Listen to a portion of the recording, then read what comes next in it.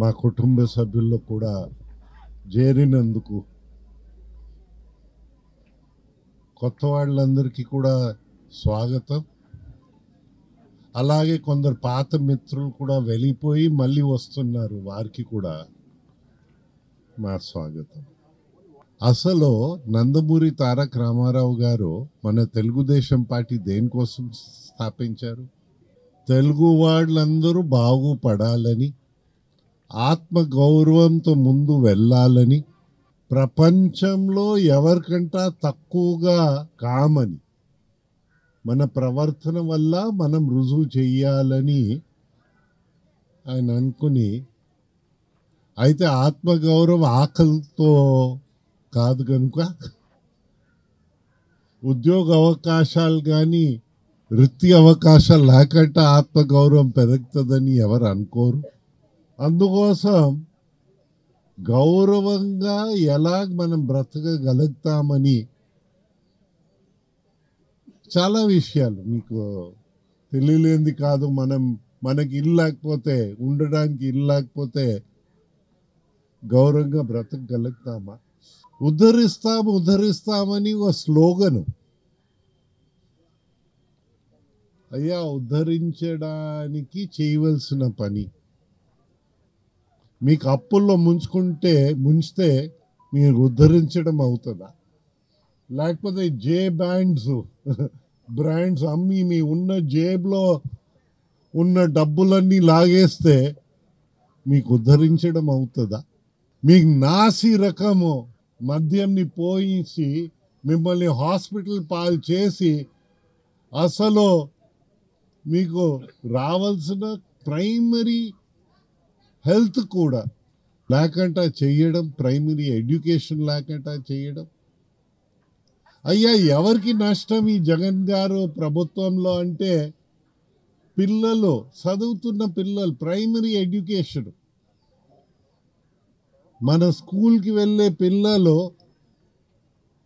6,50,000 మంది పిల్లలు స్కూల్ లేకుండా దూరంగా చేసేసారని. అయితే ఎవరికి నష్టం అండి? దాంట్లో చూస్తే ఎవరు పిల్లలు? వారు హెచ్చుగా బీసీ వాళ్ళ పిల్లలు, హెచ్చుగా పేదవాళ్ళ పిల్లలు. వారికి స్కూల్ లేకుండా చెయ్యడం నాగరిక ప్రపంచంలో ఎవరు చేయరు. ఆడదాం ఆంధ్ర అని ఒకటి, రెండోది ఏంటి, ఏదో ఈ అంగన్వాడీ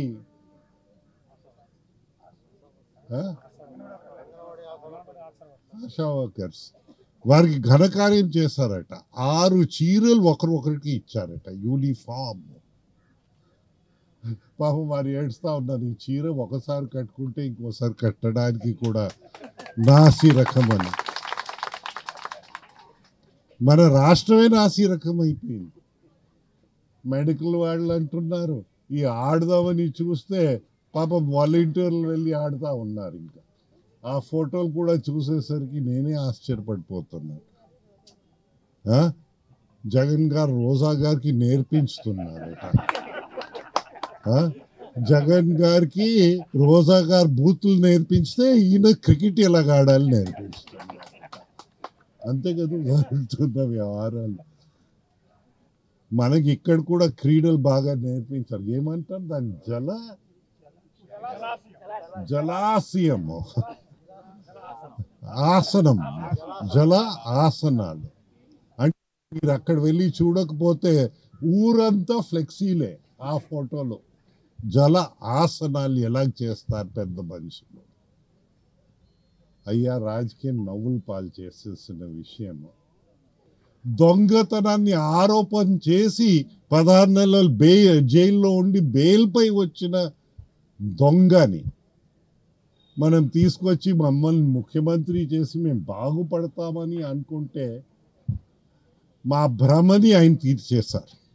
అందరికీ, మా తెలుగుదేశం పార్టీ కుటుంబ సభ్యులందరికీ, కొత్త పాత తిరిగి వచ్చే వాళ్ళందరికీ కూడా మా ధన్యవాదాలు, నమస్కారాలు తెలుపుకుంటూ నేను సెలవు తీసుకుంటాను. మరిన్ని వీడియోస్ కోసం ఛానల్ ని సబ్స్క్రైబ్ చేయండి. లేటెస్ట్ అప్డేట్స్ కోసం వాట్సాప్ ఛానల్ ని ఫాలో చేయండి. అండ్ లింక్ డిస్క్రిప్షన్ లో ఉంది.